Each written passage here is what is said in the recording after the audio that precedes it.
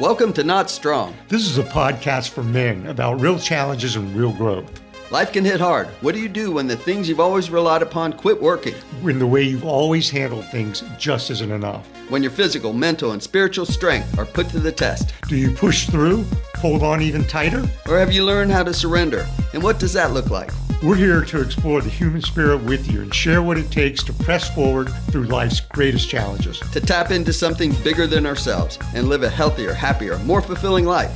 Join us on the Not Strong journey. Welcome to Not Strong. My name is Kurtis Loftus. And I'm Tim Hamby. Not Strong, empowering the human spirit. And this is episode 20. So how about that, Tim? Yeah. We are traveling a wonderful educational experience. Don't know where it's going, but enjoyed where it's been so far. Yeah. And in fact, last week or week and a half ago now, Joe Zelinka. Yeah, he was good. Long snapper for the Jaguars. That was cool. Yeah, really got to hear his whole testimony. And he did fantastic. And if you haven't heard Joe Zelinka, please look him up. It was a podcast, obviously number 19.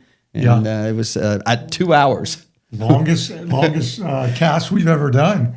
Yeah, but of course, and I'll try editing, but there was nothing really I could edit. It was great. It's his story, it's his testimony, and as you mentioned, he's a captivating fellow and knowledgeable. For the amount of time he got to play in the NFL, which was amazing, 13 seasons, right? Yeah. Staying healthy. Yeah. He got to stay healthy. He got to live out not just his faith, because he seemed to be that kind of leader in the locker room, right? Yeah. So, but he grew in his faith, and it was just special. It was a great story. Yeah, I was in his Bible study back when he was, in the middle of that story that he related, kind of in career transition, and was with him for a couple of years at least. Meet up here at the YMCA and stuff, and he was always good, always challenging your beliefs and interpretations, with good biblical principle. Well, so enjoyed having him. And one of the things for me, and I've learned this over the last 20 years or so, but with men like that are elite and big men, right? You sort of pigeonhole them, or sometimes, I hate to be this way, but stereotype men like that, and not, again, to say it's an easier life when you're, a large, strong, smart man, but there are some benefits, right? He was, he was in some tough spaces. Yeah. And none of that stuff would have helped him out anywhere he turned, right? Being a big man, being a smart man, being, a leader in a locker room. Yeah. There were some things going on that, required a really deep, spiritual, faith-oriented approach to his life. He needed Jesus, Yeah, no, that's definitely one of the, the big things that he preached, and one of the messages that he communicated, throughout the time that I was with him. So it was insightful, because of exactly those kinds of things. Yeah. He's got to rely on more than those physical.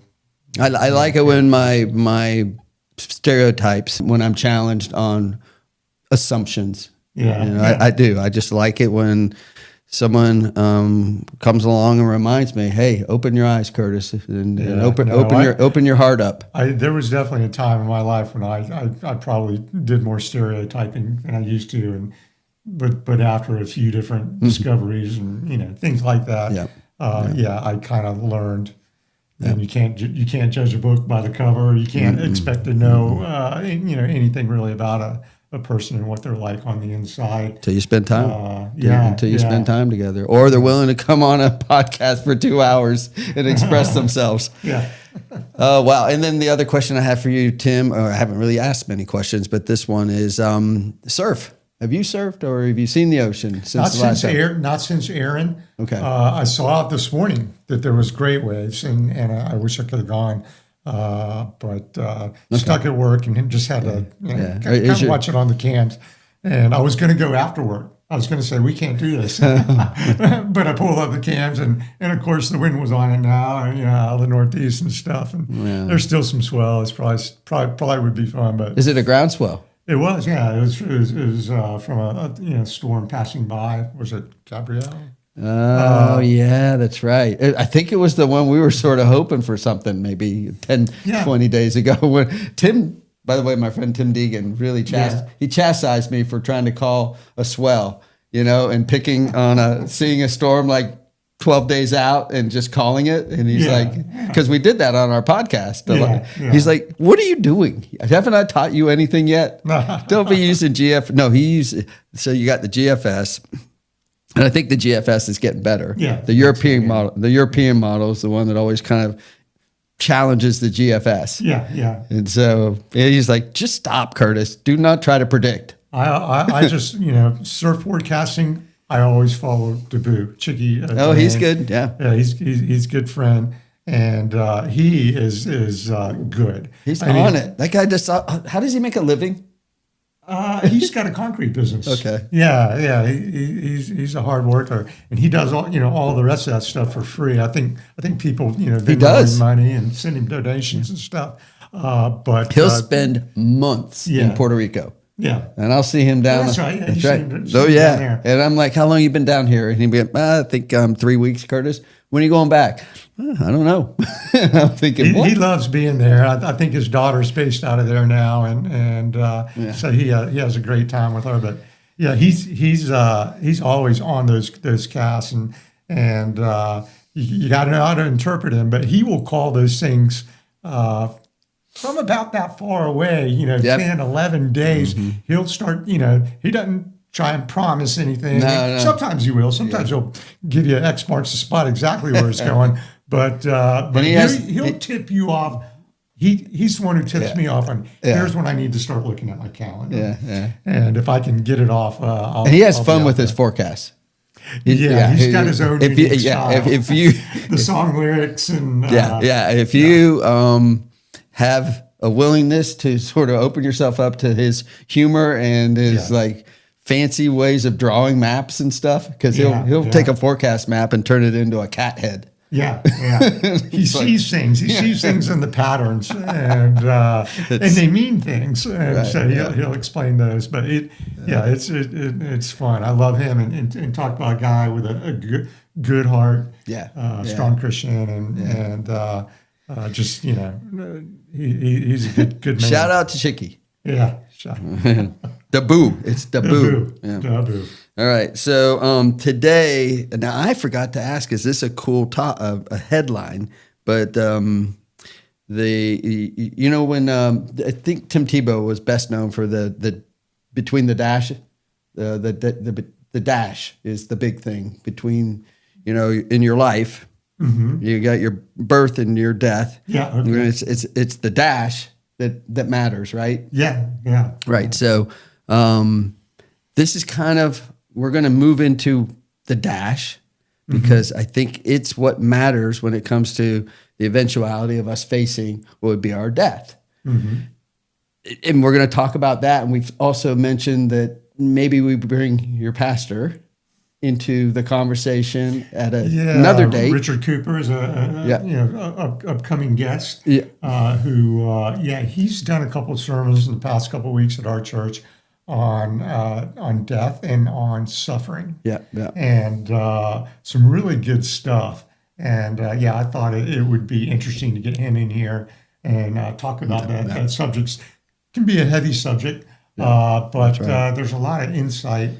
Biblical insight that he's been sharing. That I thought, he'll be good. And so the way we'll frame this today is we'll get ourselves caught up on our own health, our own well-being, and then I think we touch on some of what is, I don't know, I'll call it the the data that's out there when it comes to the things people fear.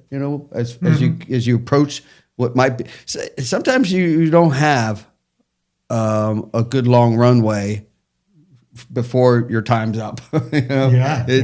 Sometimes it's like that. And maybe even very unexpected and tragic. Yeah. But if you have a life like ours and you're just kind of moving along and everything seems good and you've lived a certain way, like I think we've learned enough about each other that we care about our lives and care about our relationships and care about who we are, right? But when our health is challenged, how does that, what changes in us? What becomes the narrative? And if it's the same narrative, which I hope it's the same narrative, but maybe a little more authentic, a little deeper in my relationships, a little bit more sensitive to how I impact the world around me. You know, all that stuff gets a little bit more important to you, right? Yeah. So we'll talk a little bit about that today, but leave a lot more of the scriptural and biblical stuff maybe for Richard. Richard later on. If okay. that's cool. I think that's the way this will go. So we'll pray first, and then I've got a couple questions for you, okay? Sure. All right. Jesus, thank you for this opportunity once again to meet and sit with Tim and converse about these topics related to the human spirit. It's a powerful force, and we're still just barely touching it. We love the fact that we come as often as possible to you through this podcast, but we also get to come to you every day in our morning, waking up and celebrating another day. And we're just grateful for these opportunities, grateful for our audience. Take care of these words. Hopefully they touch someone and move them to a place where they can be a bit empowered. In your name, amen. Amen. Okay, yeah, I do have a question related to health and our well-being. I'm interested. I learned it's been a couple weeks that you were starting back into some treatments. You're going to be dealing with maybe a new series of things related to your cancer. So just go ahead and get us up to speed. Yeah. So the latest on that is I had a PET scan. I guess it was 2 weeks ago, maybe 2.5, 3. And they informed me that my cancer had come back. This is colorectal. What's that? The cancer's colorectal? Colon cancer, and it's in 2 spots. It was stage 4 when they identified it, and then metastatic cancer back in February 24, I guess, and so it was one spot in my colon and behind my ab, in a lining behind my abs, and. So anyway, on the PET scan, I guess it showed up, and my CEA levels, which is another big marker for cancer, have been really good. They've been below 2, which means it's non-detectable in the blood. But the PET scans are what counts. That's when things really show up. Although those things, can occasionally be wrong. So I'm interested to see the next one too. I'll just tell you, my PET scan, not to jump into the story, but my PET scan was ridiculously, it seemed to me, talking to the doc, it was kind of a worthless PET scan, which did not go well with me. I'm like, you don't know. Well, it's like, usually so these things indicate where cancer is by marking it kind of as a green. It's like a glow, pop, pop, pop. Little things pop up wherever the cancer is, right? Which means the prostate, which is what I have, it should be popping, right? Yeah. He's like, I couldn't even see the prostate popping. Yeah. So I'm like, well, what does that mean? It just means I'm not really confident about your scan. So we're gonna have to work forward from this and start treating you. Just knowing it's probably not in the bone, but we can't see. We just don't know.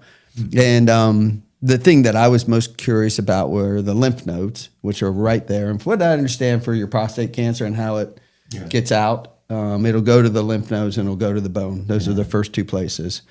So the lymphs were fine. They did all the checking on that. And then, I had to just accept the fact that PET scan wasn't a total, indicator of cancer.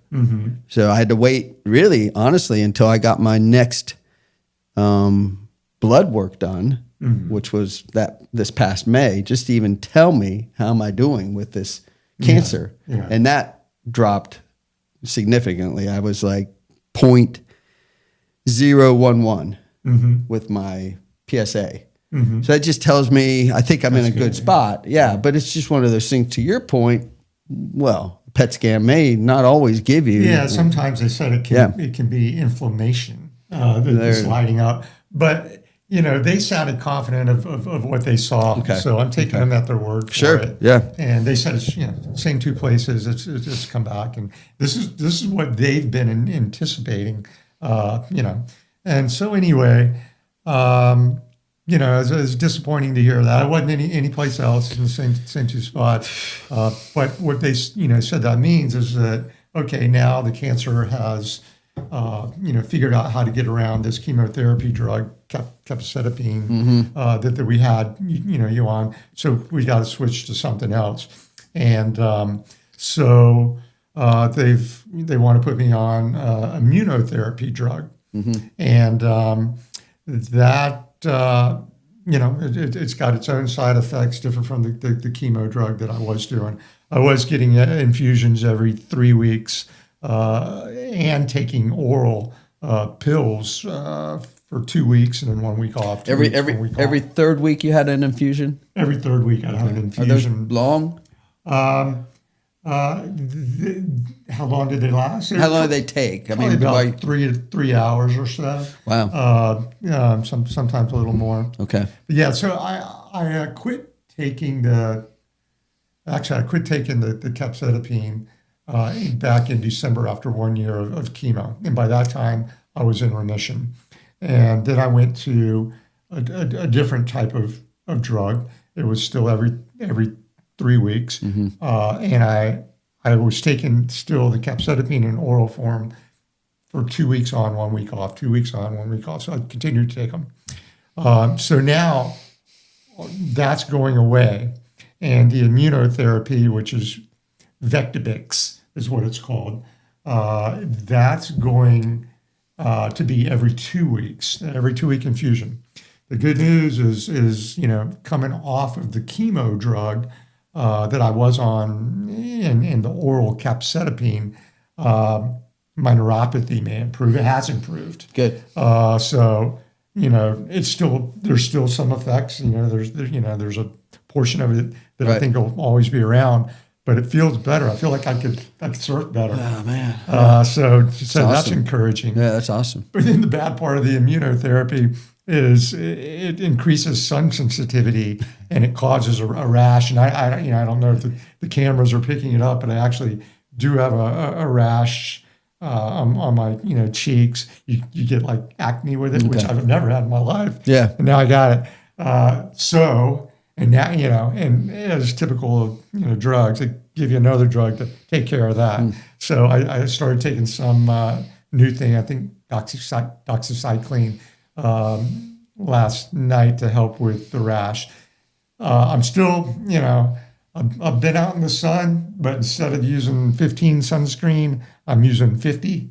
Oh, wow. And and got a hat on. Yeah, right. And, trying to be careful, but that's going to be a challenge. Well, there's a weight thing too, right? What's that? Do you have a little bit of a weight thing with this new drug or no? Not that I know of. Okay, yeah, so yeah. it won't. That's your diet change that we're going to get. Yeah, I'm sorry. Which is another thing. So as I've I've started this treatment, but I two things happened. I decided to go get a second opinion at Mayo, and I'm with MD Anderson right now. Decided to get a second opinion, and I also started looking into other potential therapies, including like holistic, sure, and maybe extreme diet change, and there's a guy, Chris Work is his name. He's written a book, Chris Beat Cancer, and he had colon cancer. I think it was stage 3 many years ago, and he got operated on. He had he said he wouldn't have done it if he would have known what he learned afterwards about cancer treatment. He did deny the chemo. They wanted him to do chemo after the surgery, and he said no to that. And he radically changed his diets to all fruit and vegetables, 100%. And so he's written books, and he's got many followers on social media and different things. And he had a thing where he has these video modules that talk about everything: exercise, stress, diet, medicines, holistic medicine, all kinds of things.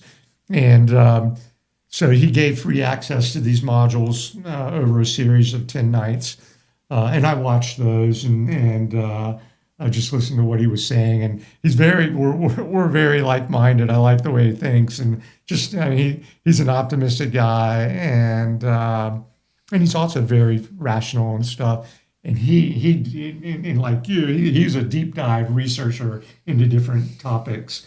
And he had done all this research, studies and everything, and really figured out here's what's effective, here's what's not. But after going through it all and thinking through, could I really do this kind of extreme diet change? Would I bet my life on it and different things? And well, I think there's a chance that it could really work just the way he describes. I don't know that I can do it. Gotcha. And he said, for guys like him and like me, he's a slim guy. He said you can get on a fruit and vegetable diet and lose too much weight. He said you need some protein, and there's only certain proteins that he recommended. Chicken and lamb was another. And if you're going to eat meat, he said prepared, kosher style, everything organic. All this. But so I've adopted some of that. I'm doing, fruit and veggie smoothies in the morning, berries, kale, spinach, these kinds of things. We're starting to juice. I've never juiced before. Good for you. Carrots, pineapple, of course. celery, all that kind of stuff. Nice. But then I'm also I'm still eating meat. Yeah. And I haven't totally carved out other things. I tried, I'll do nuts before a candy bar, but I'll still have some things. He was like, don't do dairy, don't do eggs, don't do milk, all that, and I can't do that. So doing it halfway. Cool. Anyway, the other part was kind of really maybe the biggest news is when I went to Mayo to get a second opinion. Nice fellow, good smart oncologist over there. He basically said that, he agreed with everything that MD Anderson had recommended up until this point, agreed with all the treatments. He said at this point, if I was treating you, he said, I probably wouldn't be doing it just on immunotherapy. I would probably add in another chemo drug because you've responded well to it. He said, I would do a combo. And he told me that, I said, well, what's your prognosis, where I'm at? And when I went in there originally, the prognosis was at the far outside edge 5 years. And that's because you're really healthy and all this stuff. And he said that, that is the far outside edge for healthy people, to be dealing, with stage 4 metastatic colon cancer. And he said that, he goes, and frankly, in your case, your particular case, you came in here kind of late. Your treatment got delayed because you got an infection in the hospital from the different procedures. Right.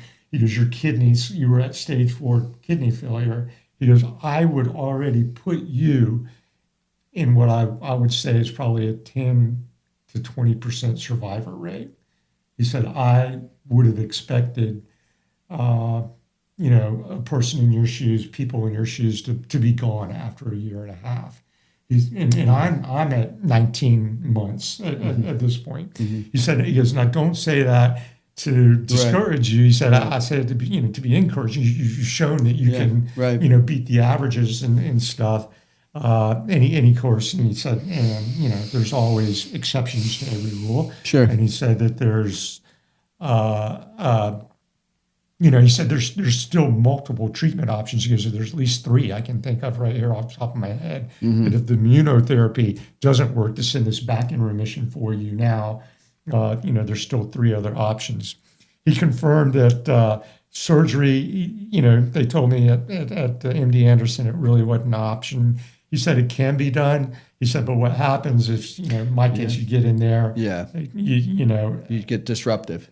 Yeah, and he said you might get in there, and all of a sudden, well, we also need to take his bladder out. And he said it can just spiral down. So he said, he said that's like a Pandora's box. Pandora's box. Yeah, and he said even if you were going to attempt it, the cancer needs to be in a certain stage of control and whatever.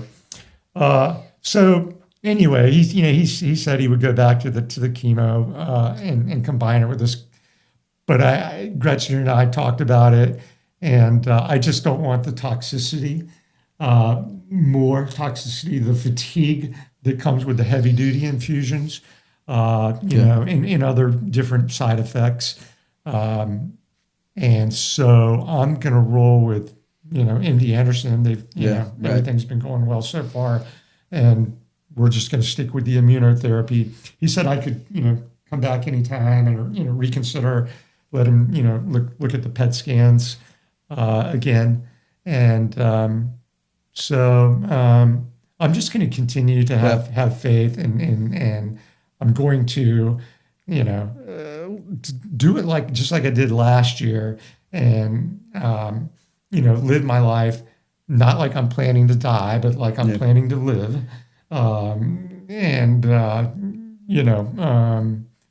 still feel fine. I'm not symptomatic. I'm strong. I got my energy. Yeah, you look great. All that. And, so I'm just gonna push on with, optimism and just keep praying, ask people to pray for me. I think that's probably my strongest tool. Yeah. And, just keep pushing on.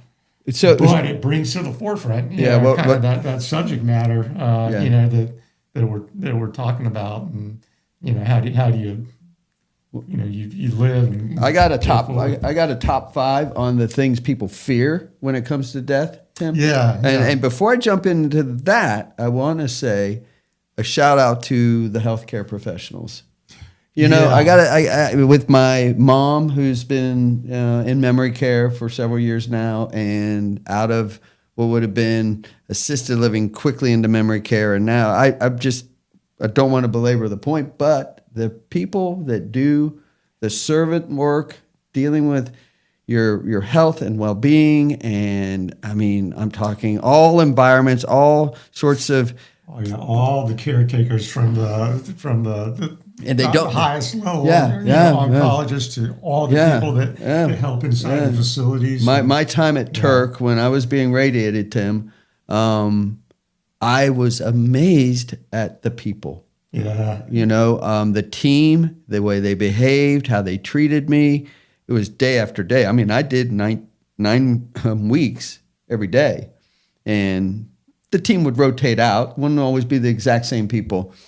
But gosh, and they're trained up. I get it. But there was a level of empathy or a level of understanding that I felt was not fake. No, you got to have a gift to be in that profession. You do. I couldn't do it. No, I just couldn't do it. No, Tim. I could not do it. I was with my mom on Sunday, and I sat at lunchtime watching the staff at this memory care facility, about 6, young adults, and they were beautiful. I watched how several of them, because I was there at lunchtime, how they were handling their patients and feeding them and talking to them and providing, encouragement and love and smiles. It was so genuine. And I mean, for an hour and a half, I just, I felt so grateful for my mom, for the people that were with her. And I could leave that facility and go, oh man, she's in good hands, thankfully. Boy. And to be able to have, for our particular situation, in dealing with cancer, to be able to have MD Anderson Yeah. and Mayo in the same Yeah. town. Yeah. And all the people associated with both of those organizations, it seemed pretty great. And they've been so good to me. And the people, last year we were, going through Baptist and Baptist South, so awesome. Just all the doctors and the nurses. And I don't know if I told you before, when we first went in and I was first diagnosed with this news, the hospitalist, the head doctor for the entire hospital, came in and he prayed with us. That's awesome. He got down on his knees. That is beautiful. Yeah, it's awesome. That's beautiful. Well, here's what I found, and I think these make sense. Top 5 fears regarding death, and these are across cultures, psychology. The psychology of this. Fear of the non-existence, just non-existent. Yeah. What does that mean? Ceasing to be. Yeah. And so, worrying about what it means, to not exist. And but interestingly enough, the second bullet talks about it ties into questions of meaning, identity, and legacy. Mm-hmm. So, and we're going to get to that place, and I feel like there is a lot of that tied together through all 5 of these that have to do with the self, the sense of self, the identity, and where you are with that. Have you been struggling with it? Are you fighting with it? Are you at peace with it? Right? So the second one was the fear of unknown, what comes after. Again, that's really similar to the first one. The afterlife, heaven, hell. And, it just... eventually, that one seems to be kind of a no-brainer to just sort of not. Why would that become the big struggle anymore if you've gotten really comfortable in your relationship with Jesus, and if you've grown to a place in life where you're like, okay, I don't have to worry about that one. Fear of pain. Now, this one's interesting, the dying process. Because you just watched a buddy go through it, and that's probably the heaviest thing for me with you right now. Yeah, understanding that I cannot even fathom your emotions through that. Yeah. That I don't care how strong. And that was for people who hadn't heard. That was watching a friend die from colon cancer. And your age. It was that your age. Yeah, exactly. Friend, high school. Yeah, his friend. He's a guy who had it, had gone into remission. It came back, and he had kind of helped coach me through that first year. And so to watch that unfold over a series of weeks and being that close to it, that was. It was just so in a strange way. Just to stay on this one bullet for a second, the bullets concern about suffering, loss of dignity. That's a pride one, right? Mm-hmm. Lack of control. That's your body's just failing, and there's nothing you can do about it. Mm-hmm. And that's just that's. Think about this. That must be the most humbling for all of us when it really comes to humbling yourself. Once you're humbled in front of Christ, once you know that, hey, you've got this, right? Yeah. And that's the relationship with Christ. Mm-hmm. Then you come back to yourself and you say, I can't do anything about this other than move through this process the best with the, in some manner where you just, it's done, But a tough one. Fear of loss. Number 4 is fear of loss, separation, the sadness about leaving loved ones behind, missing out on future milestones, being forgotten, This is, again, just, and I'm not trying to solve all these things right away, but for me, honestly, if you get to your 40s, 50s, 60s, I mean, we're all still relatively young in the estimation of how average life works, right? Mm-hmm. But I can't help but think even even a life after 30 started to become something pretty exciting and interesting to me. Yeah. When you hit that period where you're kind of rocking it and you're allowed to do all these things. I can buy a car. I can, I run my business. I can do a surf trip. I can travel. You're already blessed, right? Yeah. And so once that road starts to happen for you, my gosh, to me, unless you become an alcoholic like I did, and I'm not being flippant about it, unless you want to ruin it, the gratitude you can have in just being alive.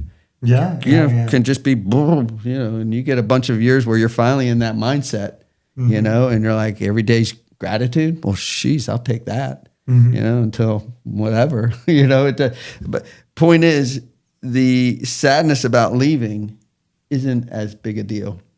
Yeah. Maybe it's in my head and heart that way now. I don't know how much longer I have, but I do know I'm less and less, as I've gotten older, I've gotten less and less worried about that. I just have. Yeah. I have to. There's people that never get a chance to get past 5. That's right. They never get a chance to walk, surf. They never get a chance to smell and breathe the air like we breathe it. It's just so many things you can start start down those. That attitude of gratitude takes so much of that other stuff away. So quickly too. Yeah. So quickly. Yeah. So fear of unfinished life. This is ties back to kind of what I feel is the big one for me, because you end up wanting to just keep doing things. That's just the fun part. You just want to keep doing stuff. But you never know if there is that legacy thing or something going on where your energy and your life has been enough where kids, wife, people that knew you say, wow, this is something he cared about. So I will act that way or celebrate that, or I will, other people carry you, for years. That's the way I see it. So even in that regard, unfinished, point is you just don't know. What is unfinished? In the eternal greatness of it all, what is unfinished? You just don't know. The way I see it, things just keep going. There's this, if you haven't stopped it yourself. That's exactly. I told a friend of mine who I mentor, he's a sponsee. It's the best way I could describe it when it comes to, like, if I was to pick up a drink again. All right. So I've lived out a life where I know the difference and I know who I am and how, unfortunately, somewhat self-destructive. I don't know why. It's genetic, or maybe it's just that's what I've learned about myself. But if I was to pick up a drink, I know without a doubt I have severed what I see in my head, heart, and just in my in my spirit. I am severing that beautiful, like, line of past, present, future, which is, it's just wrapped in, like you just said, gratitude. Like, it's this strand, right? That's your life, And for a person that's got an addictive personality and tends to go, all right, well, heck with it, I'm going to self-destruct and have a drink. That, I know, immediately disrupts what is the good, the positive, the beautiful about that life, that lifeline, So there are ways to, finish a life or disrupt a life that can be intentional, and you don't even really know it. You're intentional or unintentional. We're all looking at life like it's got this, just like we started this, it's got this start and an end, but we don't really know what that is supposed to look like until we move through it, every day as a person in his care, God's care, that can bring all the talents, the skills, the energy, the love, all that every day until you can't do it anymore. But I can self-destruct on that.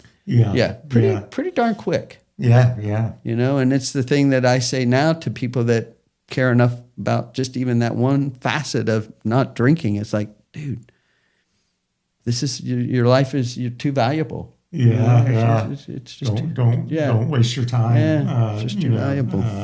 Getting lost and that kind of stuff. Yeah. And If you are like me and you find yourself with tendencies like that, that just had to. I mean, I was 52 when I learned that. Yeah. Finally, 52. That's a long time before you finally say, "Okay, I am done playing this game." Yeah, you know, it just doesn't make sense. And I was probably in my late 20s when I got kind of figured that stuff out. But yeah, I mean, I had already been granted a couple of lives. Yeah, we talked about that by that time. But my feelings on this stuff, and top 5 fears regarding death, and I definitely I'm not afraid of death at all. And and I'm sure that Richard, if we get him in here, he may speak to some of this. A lot of Christians, there's a lot of Christians and stuff, who aren't afraid of death. Maybe they're afraid of suffering more. Yeah. And it's not all Christians. Some Christians are afraid of death and stuff, but many of them aren't, because they know the life goes on. It's eternal if you're a believer. And so ceasing to be hasn't been a problem. Fear of the unknown, what comes after. Yeah, again, talked about it. If you're a Christian, you know, not exactly, you don't know everything. What that looks like, but you got an idea, and it's going to be pretty good, and it's going to go on. And again, as I've mentioned, before and here, we're spiritual beings, and it's not, that we're physical beings who have spiritual moments. We're spiritual beings having a physical moment in this world, which is really, really short in the grand scheme of things. But so I kind of hope I know what comes after, based on what the Bible says. Fear of pain in the dying process. I've a little bit. I would say that even as last year, I probably had a little more of that. But I would say that I'm less afraid of suffering, even after watching my friend suffer terribly for a period of time. And I know that depending on how things play out, medicine and other different things can take some of that stuff away. I won't say that I'm completely unafraid of it, but I'm less, than I have been in the past.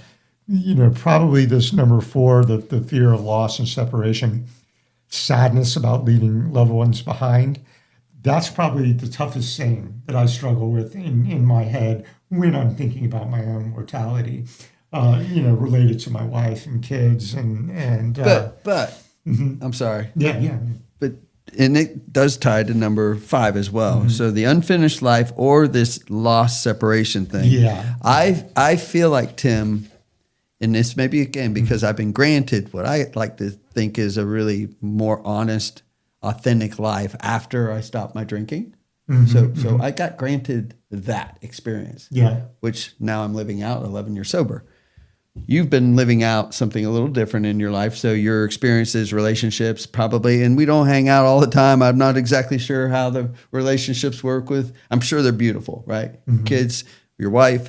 For me, I've been doing work for the last 11 years to get myself back to it's kind of like, I don't call it digging out of a hole, but amends are part of the work. Like, I've done a lot of work that has been amends based so that I can square myself up with my wife and square myself up with my kids. I'm grateful I get to do it. But without having done that, if I was the man over here going fear of unfinished life, your thoughts about relationship are my thoughts too. Anyone would be sad. You'd be like, of course, let's continue this. This is really kind of cool. But when you are finishing a life that doesn't have these things fixed, Yeah, You know, that's the troubling part. Yeah, no, Ooh, I agree with you. Yeah. That's where the heart and head and spirit are just, man, and that would bother me. That would. That's the stuff 100%. we have to let it go, and we've learned that, and we learn it in the program. You know, some of this stuff just won't get fixed. You know, relationships might not ever get fixed. It's just what happens. Yeah. And that's why we also say you live out what is called a living amends, where you just are a decent human being the remainder of your life. Put down the drink and start behaving, you know, like you're supposed to. And maybe even better than you imagine, because now you're constructed a life where you've put higher power in the proper place. You've literally gone, I'm not the power. I'm not the all-knowing, all-perfect guy. And I start to walk humbly through life and start to serve human beings like I'm supposed to. But gosh, wouldn't that be tough if you didn't have a Christian foundation or an understanding that this unfinished life is probably the thing that haunts, you know, most people at the end of it all. I mean, all the other stuff, yes, but gosh, if you couldn't finish some of the work, that would be interesting. Yeah, and mine's, and I guess, you know, from my perspective, you know, my own personal perspective, it's not so much that you know things are, you know, unfinished or unfixed or, you know, this kind of thing in my life. It's more of, you know, if life ended tomorrow, you know, it's leaving behind loved ones and other things that are still to come. You know, kids getting married, taking care of my wife, or you know, the future. I guess unfulfilled potential. For other things that maybe I could do. I don't know, or that I haven't gotten a chance to do. I haven't retired. Other different things like that. So, but overall, the kind of big picture is, for me, and I think for a lot of Christians is, we do have hope. We still have hope. For the future, an eternal future, and and that's something that non-believers don't have. Can I do a couple scriptural things based on this unfinished life? What's that? It would be your fourth page right there. And again, we won't pull everything away from Pastor Richard. Is it Richard? The last name is? Cooper. But we'll bring him back in because I think this is someone like Richard would be really awesome to hear his sermon, something based on this topic. Go even deeper. Without, I'm hoping some of this is, it's as authentic as we can make it, but it's also not meant to be discouraging. It is literally about what's something we all go through and we all pay attention. We should be paying. It's really troubling if you're not paying attention to it. In some way, right? We're all navigating through the same thing. Yeah, no one gets out of here alive. That's right. Yeah. So the fear of an unfinished life, when I just looked at what they could find that were relevant scriptural, Micah had come up, and this is pretty cool. Micah 6, verse 8. He has shown you, O mortal, what is good, and what does the Lord require of you? The answer, to act justly, and to love mercy, and to walk humbly with your God. So, again, simply put, fulfillment isn't about the length of a life, but faithfulness in how we walk. Mm-hmm. So, it makes beautiful sense to me. That, it's a daily thing, daily in faith, right? Yeah. And then the Ephesians, which is Ephesians 2, verse 10. We are God's handiwork, created in Christ Jesus to do good works, which God prepared in advance for us to do. And I think I said this last week, the same one, or a couple weeks ago. Mm-hmm. That unfinished story is already part of God's greater design. Yeah. So, right. we're in his hands always. Mm-hmm. Mark 10, verse 45, for even the Son of Man did not come to be served, but to serve, I love this, and to give his life as a ransom for many. So Jesus shows us that greatness is found in service, not accumulation. Yeah. Yeah. So those are beautiful in that in regard to what again is that unfinished life. They go on to talk about the deliberate or servant-hearted life, which I believe is more important to me now than it was even when I thought what I used to think I would do service work, Tim. Yeah. And you've heard this, I think I've said it, but I'll say it again. The way I did the service work was to benefit me, to make me feel better, to make me check a box and go, I've just done this work for this nonprofit. I've just given my time over here for this group. God, how do I look? How do I look, God? Am I doing all the right things? Yeah. Instead of, I am grateful that I get to do your work, God, for these, for this group, for this purpose. Your work, God, for them.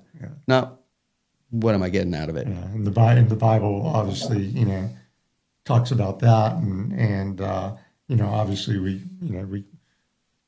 can't work our way to God. We can't be good enough. That's not how it happens. Or forgiveness is through grace.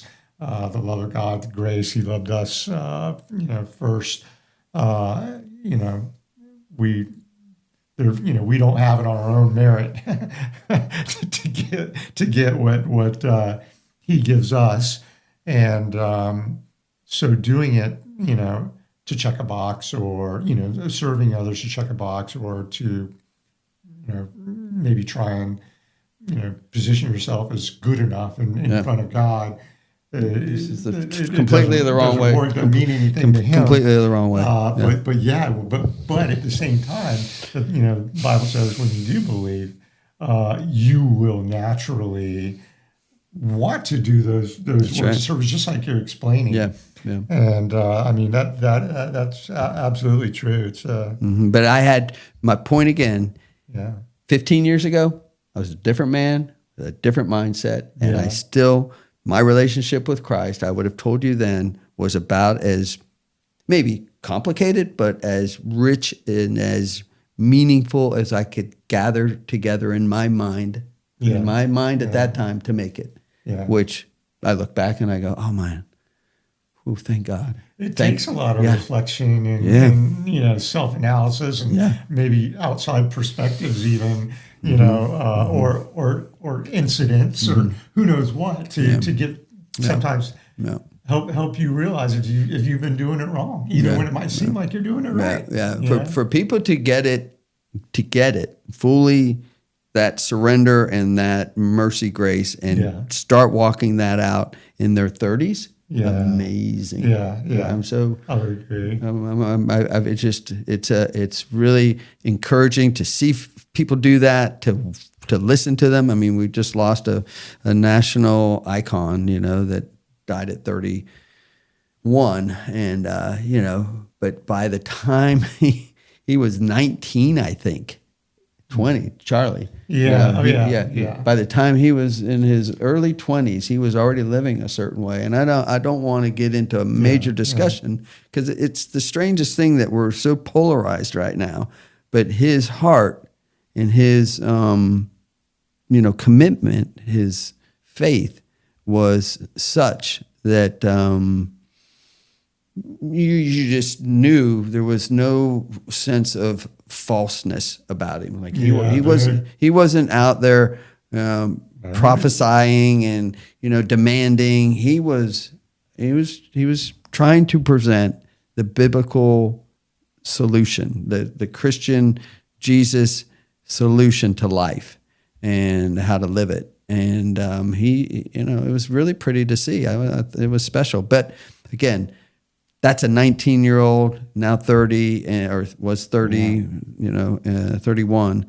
And it was special.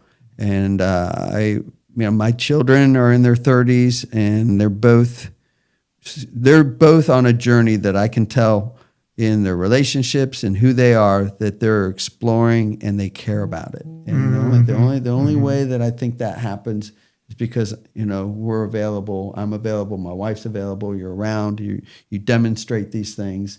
Yeah. And they get to learn from that. They get to see all these different ways to live a life out, and everyone gets their own free will, their own choices, and you can decide. Yeah. We never pressed our children in any one direction. Yeah.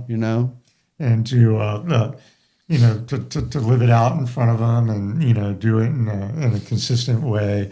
But people are always learning, and obviously Charlie Kirk was a rare one. But people are learning throughout their lives, and even though I would say I had a good understanding, I think, of how things work. It's not to say that my understanding hasn't gotten much deeper over the years. I'm always learning, still learning. Always will be learning. I'm sure there's still so far that I'd have to go, and my life isn't some perfect example of service work, or hopefully I've loved others properly and stuff. But like in this notes here, fear of an unfinished life. The fear usually arises when people worry. Did my life matter? Right. Did I use my gifts fully?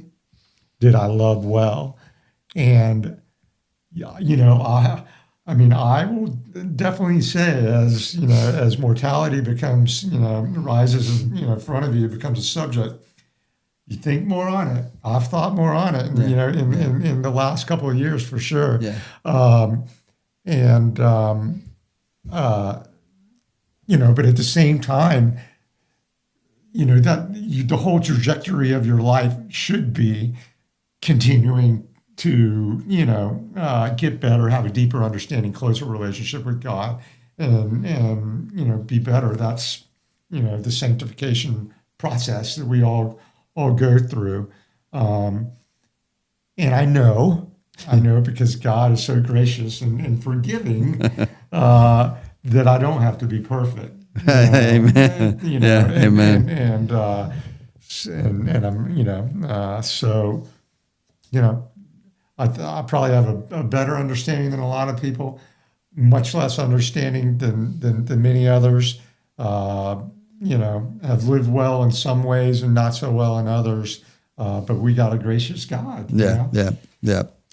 Well, here's 4 bullets, and we can get close to wrapping with these 4 bullets at the back. It's living more deliberately today. It's not a prayer as much as it is just a offering to our audience. And I think these are great. Take them for what you might want. Yeah. I love this first one. Yeah. So you read that one. Prioritize presence. Invest in relationships over accomplishments. And presence. A friend of mine, a good friend, earlier this week we were having, I guess it was a phone call, and he was telling me about a pastor that he saw in Orlando, giving a message. He talked about, when I was letting him know the news, kind of what was going on, and with the cancer, and that I was just, I was just going to, push on like I have, and wasn't, going into panic mode or anything, and that I still felt things were going to be okay. Sure. I feel like things are going to be okay. And he kind of encouraged me by saying that, I saw this guy, and he was standing on the stage, and he said, so many of us spend our whole lives going, God, take me from here to there, take me from point A to point B. I'm here. I want to go over there. And then God picks you up and he takes you, over to where you want to be, and, sets you down. And then all of a sudden you're like, wait a second. Hey, now I'm here. I want to go over there, or back over there. And he said, you know, and expecting God to take you, you know, there again. And he said, versus just saying, God, I just want to be with you here in the present and just rest in that. And my friend Wayne, I said, Wayne, I go, that is exactly the stance I'm taking. I'm gonna rest in him right where I'm at, and you know he can you know take me wherever he wants me to go. Well, that's awesome, and I believe in that wholeheartedly. Wholeheartedly. Yeah. You have such an opportunity when you're in the present. If you have that spirit of grace and love and just Jesus beaming through you, you know, in that moment, because you are good in that space. Yeah. You know? Yeah. You just, you are, to be. You're comfortable, you're good, you're a reflection out. And that means the people that looking back at you get to see it, understand it, and get inspired and encouraged. I love it. So here's the second one, serve small, which I kind of touched on this. Don't wait for grand gestures. Find Christ in the daily act of helping. Yeah. And as I said, I got to witness that with my mom, you know, and because I was present and paying attention, I got to watch 4 staff members behave in this extraordinary way, which filled me back up with the hope, with joy, with this sense of, you know, gratitude that my mom was in really wonderful hands, and I marveled at their level of care and serving another human being. Simple as that. You can look past it. Some people do that and don't really understand how special those caregivers are. But gosh, exactly. So exactly. Good. I totally agree with you on that. That's a good one. You want to hit third bullet? Discern purpose. Ask regularly, am I living for my kingdom, or God's? That's another great question. It's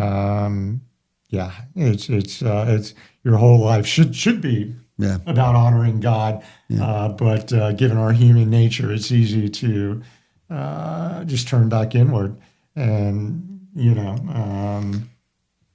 I love it. So it's. And I that that's another thing. You know, again, you ask a lot of people, to think about what is your purpose here on Earth, and so many people would say, I'm here to be a dad. I'm certain of it. Father. That's my number one primary role. Or whatever. If it's another great athlete, maybe it's do other things, but. The real purpose is to honor God and to glorify Him in all that you do. Your work. All of it. The way the way you love others. The relationships you have. Be the best dad you can be. Be the best business person you can be. Be the best friend you can be. All those things. Fourth bullet. This is good. Leave a legacy of love. So. The most important thing we can do, right? So it's as simple as love another human being. Be that example in the world that Christ and we got to understand, learn, study his statement in the Sermon on the Mount. Just how he expressed the only 2 commandments that we really have is love the Father and love yourself, love others as you love yourself, and that's it. And so that expression of love, letters, mentor, bless others intentionally. And they say it right here. These echo long after we're gone. It's so beautiful, and it's simple. It makes life simple, and boy, that is a way to live deliberately. Leave a legacy of love. If I leave and somebody says I did that, I'm good to go. Amen. All right. Well, that was awesome, Tim, and thank you for, let's see, what do we spend? About an hour here? Gosh, not bad. Yeah, I thought it would be short, but Yeah, that's good. we're like, hey, we maybe crack a short one finally, since Joe Zelinka was 2 hours. We could do something short, but I don't think it works that way, Tim. Yeah. So thank you guys for joining us. This has been Not Strong, Empowering the Human Spirit. I'm Kurtis Loftus. I'm Tim Handy. We will see you next week, and please share this podcast with others. We love you guys. Take care.